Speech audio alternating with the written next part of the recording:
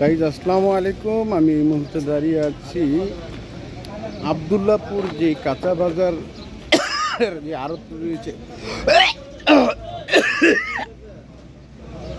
ঠিক সেখানেই। এখানে এসে যা দেখতে পেলাম বিসমিল্লাহ ফলের আড়তে তরমুজ ছাড়া আর কোনো ফলই কিন্তু নেই। আগে এই পহেলা বৈশাখ আসলে পরে বৈশাখের যে গরমের ধান কাটার সাথে সাথে এই ঠান্ডা জাতীয় ফলটি যখন খেতাম, একদম অন্যরকমের একটি অনুভূতি কিন্তু আগে আমাদের হতো। এখন পয়লা বৈশাখ নামেই আছে, কাজে নেই। তাতে কি হয়, ফল তো আর চলে যায় নাই।